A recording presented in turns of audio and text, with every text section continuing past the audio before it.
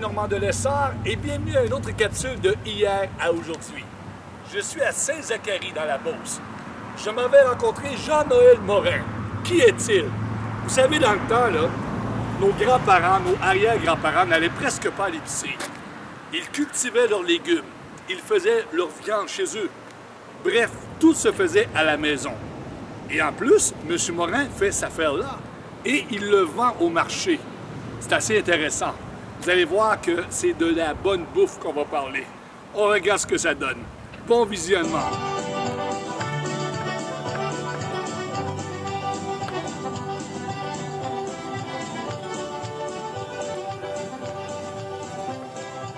Eh bien, comme je vous disais tout à l'heure, je suis en compagnie de M.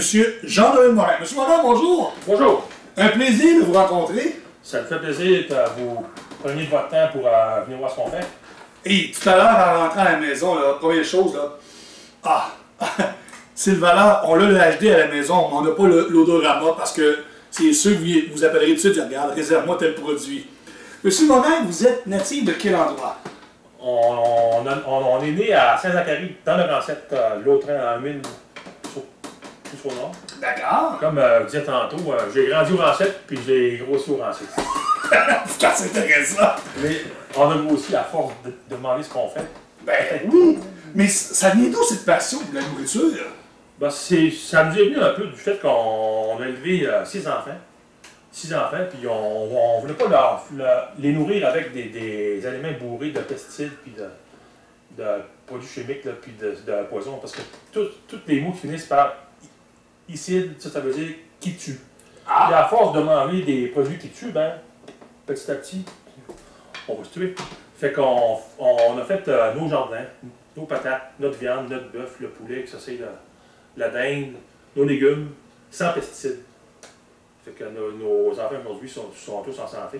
On ne peut pas dire que c'est à cause de ça seulement, mais ça peut leur permettre d'avoir une vie plus agréable. Donc, ce que je disais à l'introduction, que vous faisiez vous-même vos légumes, vous les cultivez, c'est ça. Vos fruits. Tout à l'heure, à l'introduction, je parlais de viande, mais vous le faites plus. Vous l'avez déjà fait jadis, vous disiez. Oui, c'est ça. Et là, vous faites vos tartes. Vous faites tout. En gros, les produits. Vous avez plusieurs produits. Combien de produits différents, vous? On a entre 20 et 25, peut-être. 20 et 25. Et en plus, vous avez une érablière. Oui, on a une érablière d'une vingtaine de millentailles aussi. Et d'où est venue la passion de dire, regarde, là, on fait des produits, moi et mon épouse, pour les enfants, pour nous autres. Il faudrait mettre ça sur le marché. C'est qui est-ce qui a eu l'idée? Qui est-ce qui vous en a parlé? Ça nous est venu à force de voir le marché public il y a une dizaine d'années à Saint-Georges, dans l'Arena. Oui, c'est vrai. Il y avait le temps, dans le temps. Oui, c'est vrai. Oui, Puis je regardais aller ça. Puis moi, j'étais à l'emploi en foresterie dans le temps. Puis après 15 ans dans ça, je me suis rendu compte que je n'étais pas bien là-dedans. Puis que je n'avais pas d'avancement. Donc, il dit on reste notre vie dans ça. Donc, on fait plus que ce qu'on aime. Fait qu'on a fait un virage, comme on dit. Là. Puis on s'est mis à cuisiner un petit peu. Puis on a été au marché public en 2006 pour notre première année avec des œufs de poule, des œufs de caille, puis quelques produits, peut-être 5-6 produits différents. D'accord. L'expérience a été concluante. Puis en 2007, ça s'est élargi un peu, 2008, 2009, puis là on est rendu avec tout ce qu'on fait là, tout là. Que ce soit des tartes, des pâtisseries, du pain, on a des œufs de poule, des œufs de caille, frais et marinés. Puis toutes nos marinades maison. Vous avez la gelée, j'ai cru voir, la gelée gelée, également. confiture, terrine, pâté de foie, c'est tous des produits basés sur des anciennes recettes. Parce que moi, j'adore travailler avec des vieilles recettes. Ça fait presque revivre nos grands-mères et nos arrière-grands-mères. Ben oui, et en plus, les produits que vous faites sont fabriqués avec des produits qui viennent d'ici. Oui. Nous autres, le Québec, on ne travaille pas avec des produits de Chine puis du Chili tout ça. Là. Eux autres, ils s'en vont. Nous autres, on vit au Québec. Si on veut vivre au Québec, il faut acheter Québec. Je pense que la base vient de là. C'est vrai. Là, vous m'avez reçu aujourd'hui pour qu'on puisse faire la tournée de la façon que vous fonctionnez. Donc, ce matin, si on débute, en ce moment, nous sommes lundi matin. Quel a été votre horaire? Vous vous êtes levé ce matin et c'est quoi? Vous avez dit, bon, on est lundi, là, il faut faire ça. Parce que j'arrive, vous travaillez déjà avec votre épouse, là. Oui, ce matin, c'est parce qu'on avait des tartes à faire. Puis je t'ai fait cuire du pain à 2 heures cette nuit. Ça fait pour que tu payes du pain frais. Ça fait assez longtemps que je le demandais. Merci beaucoup. Puis ensuite, chaque jour, on amène son lot de travail. Là. Des fois, ça peut être au champ. On a de l'ail à récolter cette semaine, entre autres. Puis ensuite, chaque journée, ça peut être des tartes, des confitures, des... C'est un horaire instable. Là. Si on n'a pas un horaire fixe, on fait des tartes le mardi. Puis... OK. Puis les gens qui veulent avoir ces produits-là, ils peuvent venir soit ici ou ils peuvent aller à quel endroit? C'est disponible à la ferme ici, puis c'est disponible aussi au Grand Marché de Beauce, au 121-20, 1er avenue à Saint-Georges. En face du Salon Quai Plus, le Salon Quai est mon frère en passant, les gens à la maison. Juste en face, il y a le Grand Marché. Mais vous, les gens peuvent vous appeler, Père Alain? Oui, c'est ça. À quel numéro de téléphone? Au 593-3714. OK. Oui. Donc, on va faire, comme on dit dans l'expression, on va aller sur le plancher des vaches. On va aller voir comment vous faites ça. Qu'est-ce que vous faites? OK. Ça vous dérange pas de ça? Non, on fait ça à la bonne franquette. À la bonne franquette, on s'en va voir ça, toujours en dégustant un bon petit café.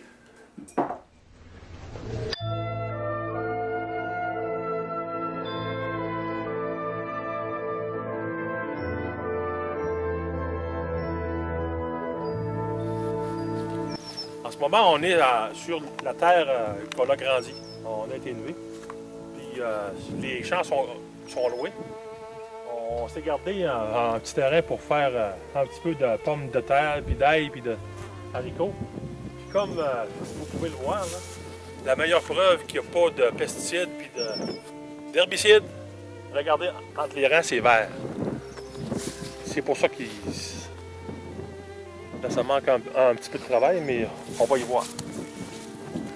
Si vous avez de l'ail qu'on voit au magasin communément qui vient de Chine, on va regarder qu'est-ce que c'est.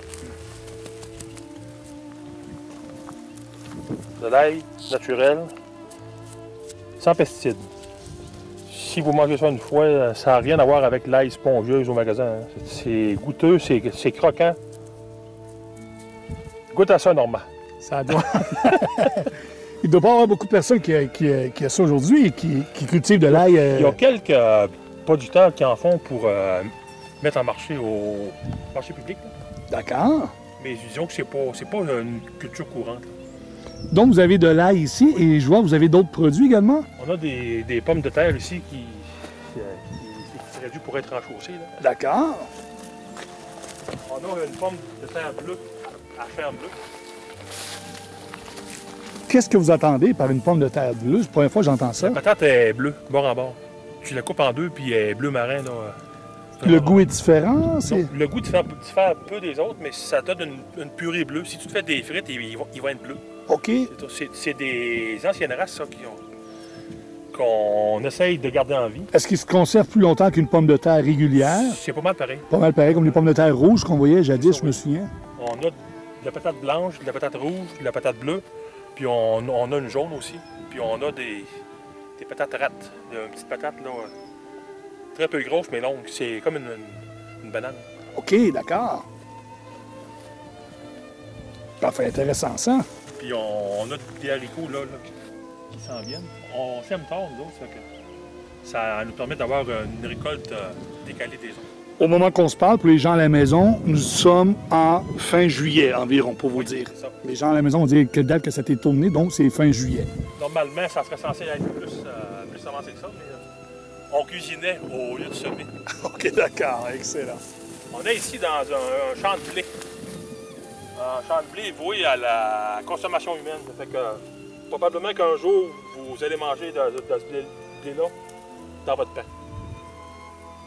C'est la ferme qui loue mes terres ont planté du blé d'automne, puis qui va être récolté dans 3 semaines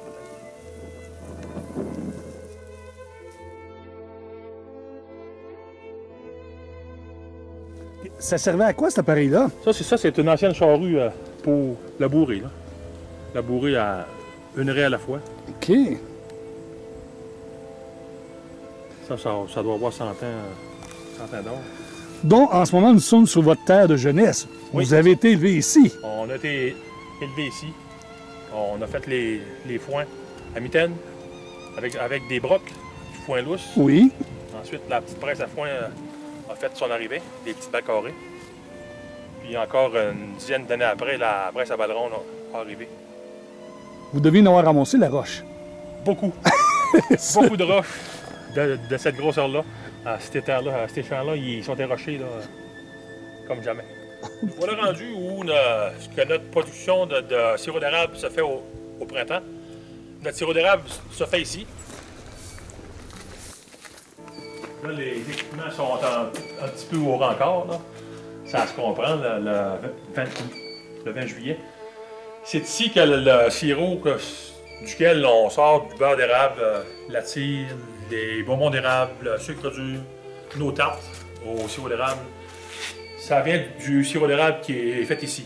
Vous avez combien d'érables au total? Ici, il y a entre 18 et 19 000 en taille. En taille. Oui. Donc, vous passez le printemps, vos heures de printemps ici pas mal, c'est ça, avec votre frère, je crois. Ça, oui. On est ici depuis 87. Ça fait 26 ans. Donc, des gros parties de famille. Non, c'est plutôt, c'est plus du travail que des parties. Oui, c'est vrai. On est une des rares érablières qui n'a pas de dôme, dont on peut encore voir de la stime, la vapeur monter. Là. OK, intéressant à C'est savoir. rendu rare aujourd'hui. Là. Quand tu rentres ici le printemps, là, ça sent le sirop d'érable.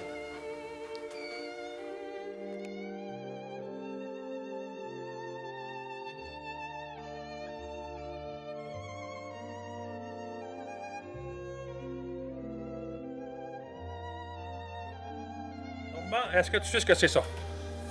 Laissez-moi deviner. C'est comme quelque chose qui est, comme, disons-le dans les vrais termes, de poignée dans la bûche. Oui. Ça, c'est des chalumeaux. Chalumeaux comme ça, qui servaient à entailler des érables, là, OK. à récolter la sève plutôt. Là. Puis, ils ont été oubliés dans l'arbre. Ah oui. Ils ont été oubliés dans l'arbre il y a quelques dizaines d'années parce que l'arbre a grossi. OK, donc, c'est comme ça. Oui. Parce que l'arbre était... l'écorce était ici, dans le temps. Puis l'arbre a grossi, tout ça, là, juste ici, puis il est disparu. Hey, intéressant à voir, ça. Il y en a un autre ici qu'on voit le bec, là. Ça se trouve être le chalumeau qu'on a retracé dans l'érable en fendant le bois. Ah, c'est bon. Des oublis. Des oublis.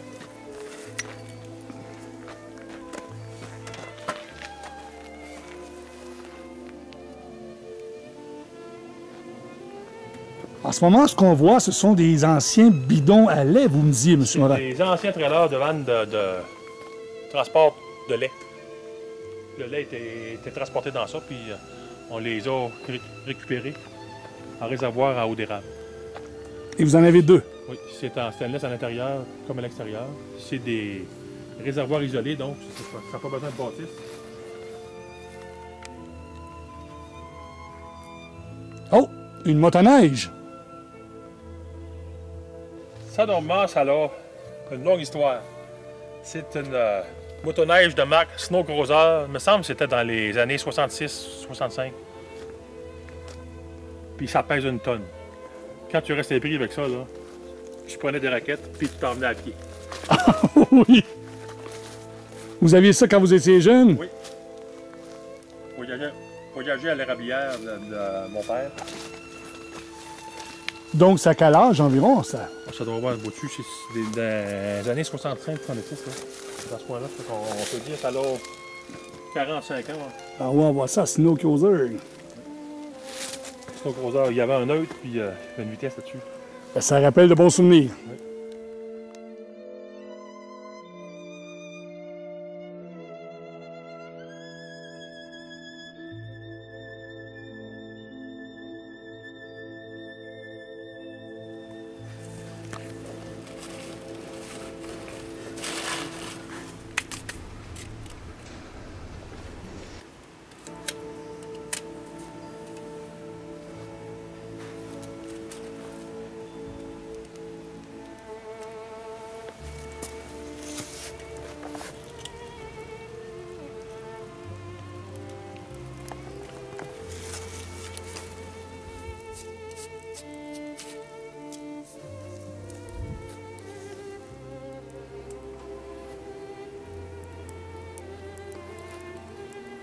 Monsieur Morin, votre four à... On appelle ça un four à bois? Un four à pain. Four à pain. Un four à pain comme il y a 100 ans, là. Comme autrefois que nos grands-parents, arrière-grands-parents ont utilisé. Peut-être plus en Europe. Là. OK. Eux autres, ils s'en servaient pour la cuisine traditionnelle, ben, ça, cuire pour certains produits. Le pain. Un petit peu de tout, je pense. Là. OK. Surtout le pain, là. Et ça fonctionne comment? C'est que vous mettez le bois à l'intérieur? Oui. Le principe d'un four à pain, on met le bois à l'intérieur. On le fait chauffer bien chaud. Puis quand il est chaud assez pour cuire le pain, on enlève toute la braise, puis on met le pain, on ferme la porte. Donc la chaleur reste Ça, à l'intérieur. C'est la chaleur de la voûte qui va cuire le pain. Et vous, c'est quoi, là? C'est vous-même qui l'avez fabriqué? On l'a fait avec un ami maçon. D'accord. Puis ça c'est toutes des pierres qui ont été ramassées sur le champ quand on était jeunes. Les belles pierres, on les conservait de côté, en disant qu'un jour, on fera de quoi avec ça. Et qu'est-ce qui vous a donné le goût de faire un four? C'est un rêve de jeunesse, vous me disiez? C'est un rêve que... je voyais ça en Europe. J'avais des contacts en Europe qui avaient des fours à pain comme ça. Puis je regardais ça, puis je me disais, il n'y a pas ça au Québec. Il y en a très peu. Puis j'ai dit, on va tenter le coup d'en faire un. Si ça marche, ça marchera. Si ça marche pas, ben, je pense qu'il fonctionne très bien. Et le goût, lorsqu'on mange un produit cuit, un four à bois comme ça, et un four ordinaire, c'est complètement différent. Ça va chercher la vraie fumée. C'est pas de la fumée liquide là, injectée. OK. Tu as la vraie fumée, l'odeur du bois. Là. Est-ce que vous en servez l'hiver également aussi? Non, ben c'est un petit peu de manque de temps, puis l'hiver, on est épais de neige de même. OK, c'est pas évident. Mais c'est plus un loisir qu'une nécessité, là, si on veut. Et là, vous l'avez parti pour tout à l'heure, parce que Oui. tout à l'heure, on fera un test avec. La pizza. On fera de la pizza. Ah, On va vous faire excellent. goûter à ça. OK. Puis le principe d'un four à pain, il y a seulement un trou à l'arrière pour éventer la fumée. C'est pas un tuyau là, comme tel. Là. Alors, nous allons faire la tournée de ce four pour que les gens à la maison puissent voir. On a mis une tôle au-dessus pour préserver le mortier. Là. Dans les petits trous. On a un trou ici à l'arrière. Là, Oui, oui, effectivement, on voit ça. Pourquoi qu'il s'en fait plus aujourd'hui? Je pense que c'est plus une décoration qu'autre chose aujourd'hui. Là. Parce que ça demande quand même un petit investissement de base. Il faut que tu ailles les pieds puis avoir le procédé. Il se fait aucun livre au Québec pour décrire comment faire un four à pain. Ah, il Parce faut. qu'on a des règles à respecter, des grandeurs à respecter, des hauteurs de porte, des grandeurs de voûte à respecter. Sinon, il chauffe trop ou il chauffe pas assez. C'est vrai. Fait qu'on s'est fait venir 2 livres d'Europe pour avoir les plans et les dimensions idéales.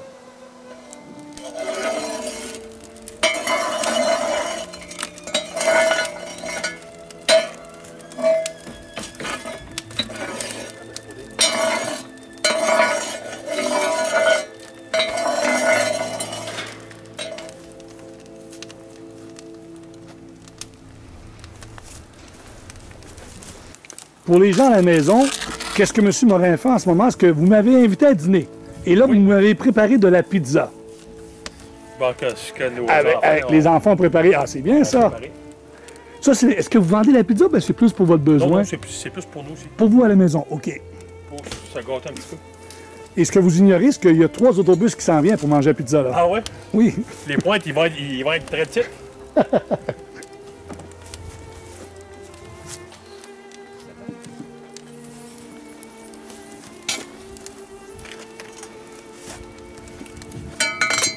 Et une pizza comme ça, cuite là-dedans, ça peut prendre combien de temps, normalement? Une dizaine de minutes. Une dizaine de minutes.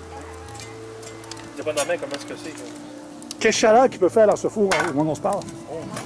Est-ce qu'on parle de four de 500 degrés ou plus encore? Ça peut être quoi, là, ça? Oui.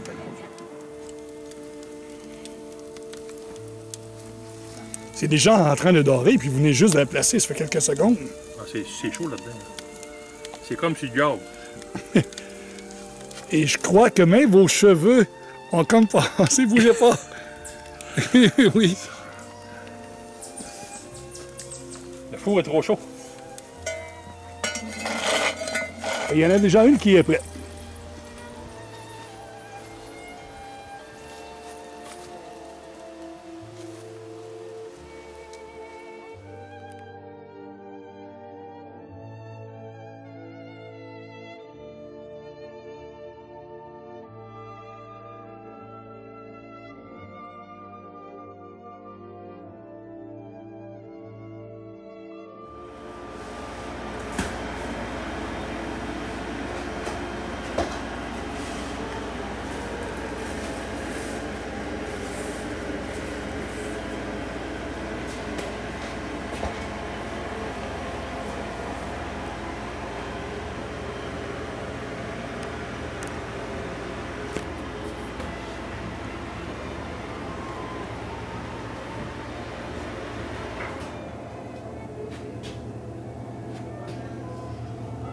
Monsieur Morin, nous sommes devant quelques-uns de vos produits.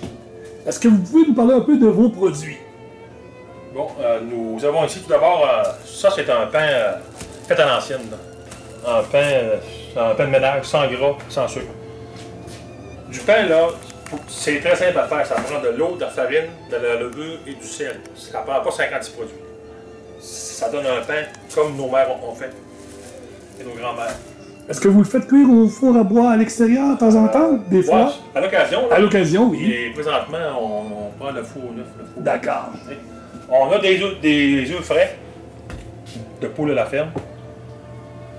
On a nos terrines rillettes pâté de foie de volaille en petit cadeau. OK, emballage cadeau. Oui. Ah, c'est intéressant ça. Au lieu quelqu'un qui aime les plusieurs, il va prendre l'emballage. Oui, pour faire une personne heureuse. On Bien a pensé. des petits montages de confiture, gelée de pommes sauvages. Ça c'est de la pomme qui pousse sur nos terres, en bordure des champs. Là. La pomme sauvage, qui Ok, n'a eu aucun arrosage. Ça, c'est une tarte au sirop d'érable qui est faite avec le sirop que tout à l'heure, on vous a montré l'endroit que le sirop est produit.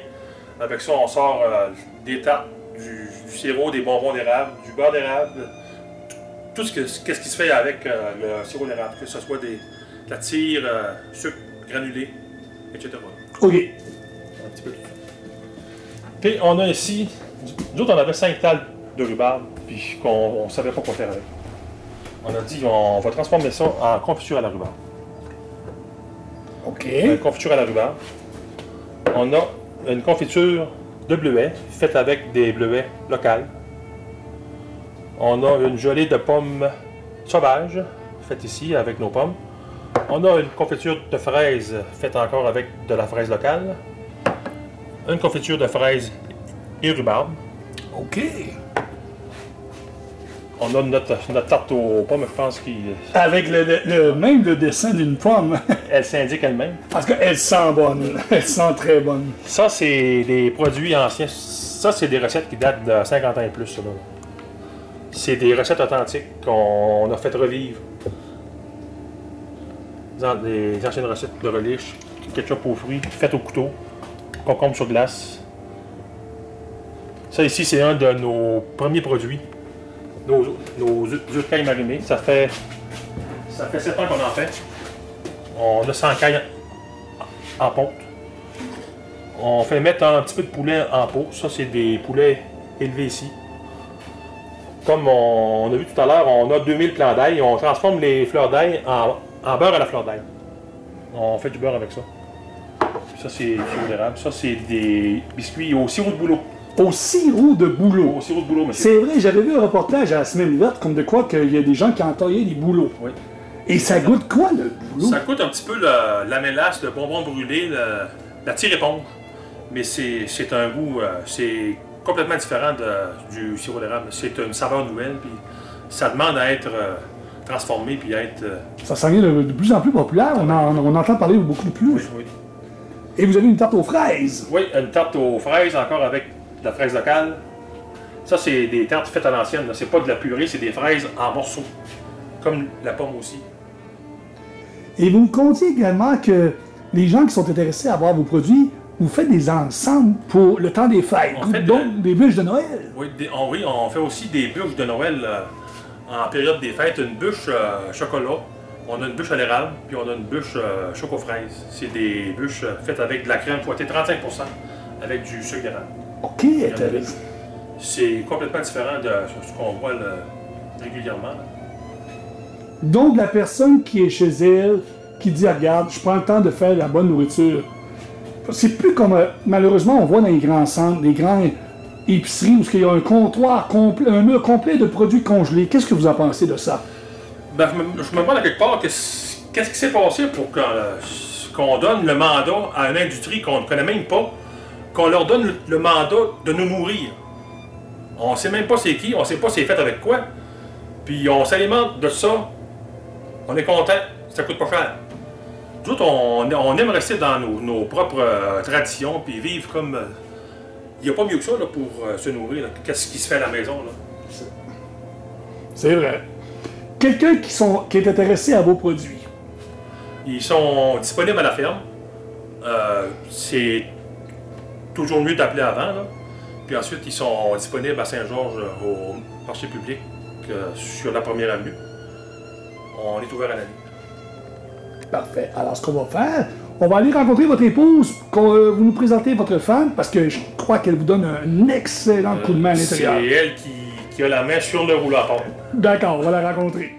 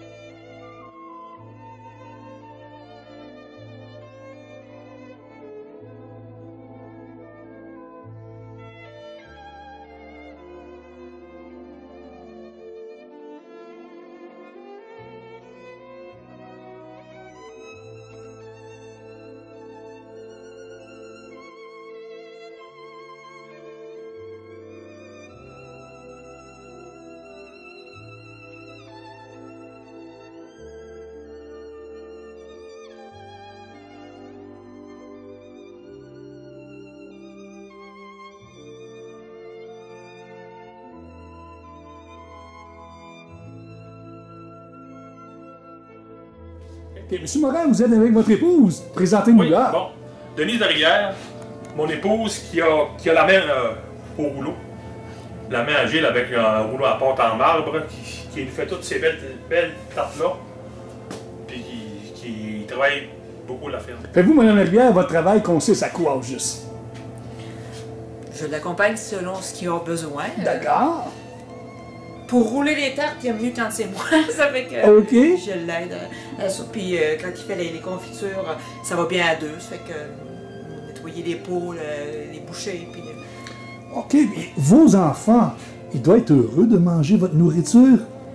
Ou c'est comme tous les enfants, on s'en rend pas trop compte, mais quand on part à la maison, on s'en rend compte? c'est ça. Quand ceux-là qui sont à la maison s'en rendent moins compte. Mais quand les plus vieux, quand ils reviennent, ils apprécient. Il apprécie beaucoup, hein? Maman, pourrais-tu me faire ça pour Et c'est quoi votre produit coup de cœur? Vous dites, regarde, ça, là, c'est mon coup de cœur, je l'aime, ce produit-là, puis j'en parle souvent, là, tout, vous êtes fiers de ce produit-là. Monde. Vous devez sûrement avoir dans vos deux, chacun produit coup de cœur. Dire, regarde, lui, là, je l'adore le plus que les autres. C'est dur d'en avoir rien qu'un, mais je vais dire, ceux-là, c'est un de nos premiers produits vedettes. OK, alors... Puis, ça sort très bien. Quand même, on a une marinade à nous autres là-dedans. Ça n'a pas le même goût que les œufs que tu vas acheter ailleurs. Et on a aussi ça. Oui, le beurre à fleur d'ail, la première fois ce qui est une fierté qu'on a créée ici. qu'on a fait, là. Ah, ça, là, j'en ai raffolé, j'en m'en vais tout le temps. Mais faites-vous des tests souvent? Exemple, mettons, vous faites une gelée, dire, ça va à 8e recette avant qu'on se rende compte qu'elle soit bonne, ou bien vous avez déjà une recette à quelque part? Bon, non, ça a été créé ici avec, ça a pris au moins 4 recettes avec qu'on ait la saveur voulue. OK, Le intéressant. beurre à l'ail aussi, on fait des tests, essais-erreurs. Puis comme je peux voir, je goûte à tout. Hey, merci beaucoup pour toutes les informations, c'est intéressant. Alors, les gens peuvent vous rejoindre à quel numéro de téléphone? Au 418-593-3714. Ou vous avez votre adresse sur Facebook, qui est sur la page de JW. Oui, c'est la ferme JN Morin, c'est ça. Sur Facebook également. Hey, merci beaucoup, vous êtes très sympathique, j'apprécie beaucoup de votre visite. Bonne journée.